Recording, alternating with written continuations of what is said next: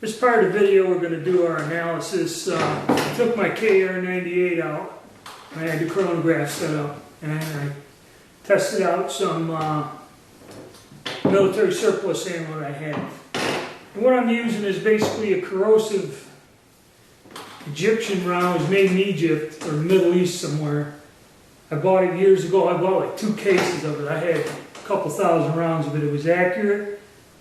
Great stuff. I loved it. I also bought a case. The other ammo is the Portuguese non-corrosive ammo from the 70s. That was available years ago. I bought a case of that. It comes on stripper clips and 80 round boxes. Clean ammo, new. But it's not as accurate as the corrosive. And then I found these 15 round boxes. It says machine gun ammo on them or something. Again, made in the late 70s. It was made by PPU. And I remember somebody had them at a gun show. They were cheap. I bought a pile of them. I doubt I tested I ever fired them. Because the results I got with KR98, if that was true, I would have went back and bought cases of this stuff. Stuff was great. I have no idea if it's corrosive or not. It is buried in prime, which is a shame, so the brass will be very difficult to reload.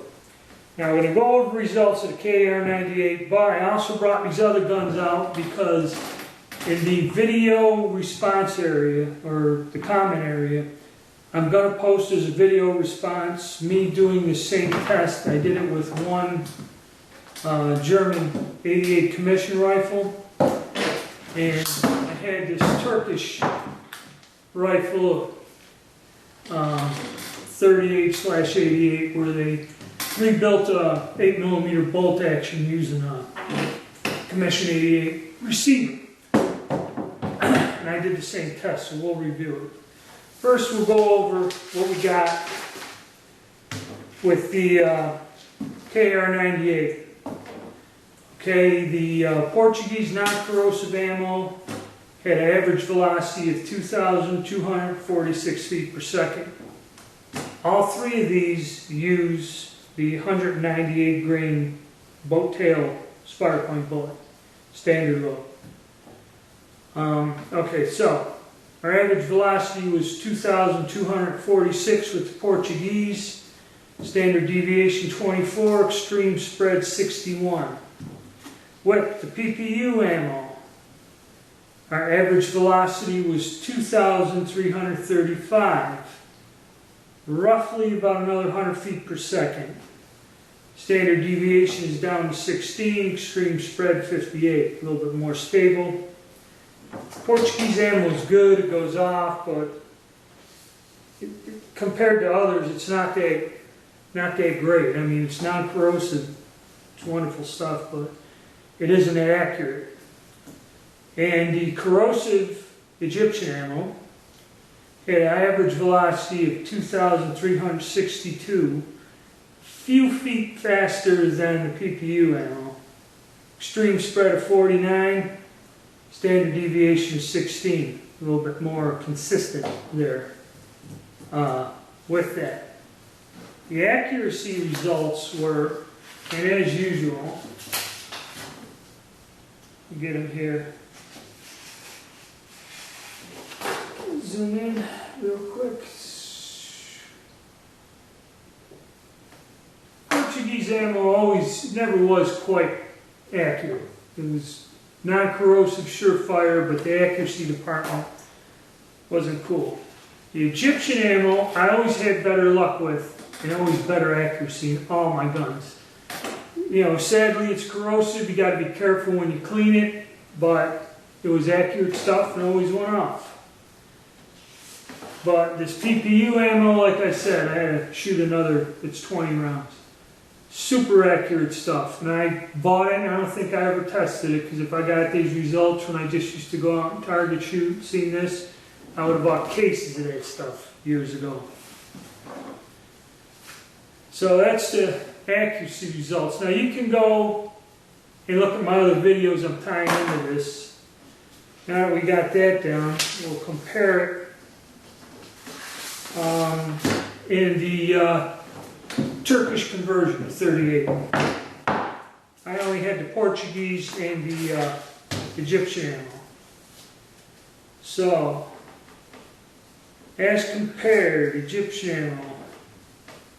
Alright, in the Turkish gun, I got an average velocity of 2,414 as compared to 2,362. Tad bit faster coming out of that gun. Now, a warning, all these 88 guns, I make sure I slug the bore and it's 324 or bigger. Okay, I don't shoot surplus ammo on tight bore guns. The gun I use to test my 8mm cast bullets, which we're going to use next, is a Steyr, and it has a tight bore, like 320, 321, somewhere in there. So it's tighter, and you will get more pressure if you fire this ammo unless you check and slug the bore of your gun. So, and this one here is pretty loose. It's like 324, 325-ish, somewhere in there, close there to there. So that Turkish gun's got deeper grooves cut in it. We got a little bit faster speed, but our deviation was 26 as compared to 16 in the KR98.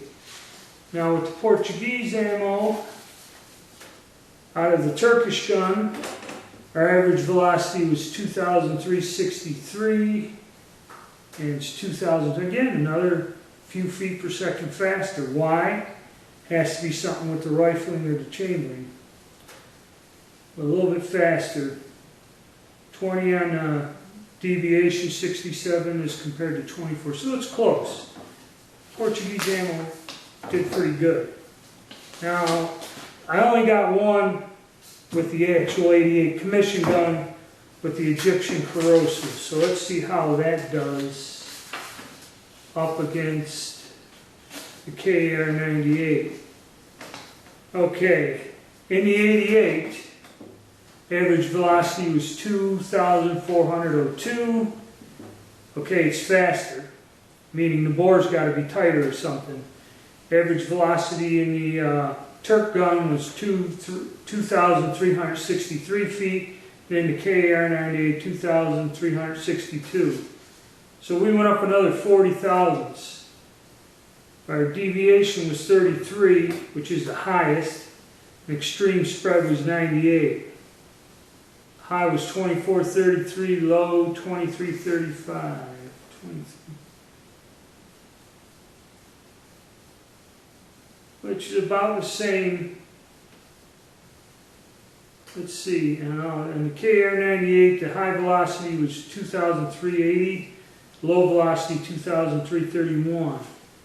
In our 88 commission rifle, high velocity is 2,433, low velocity 2,335.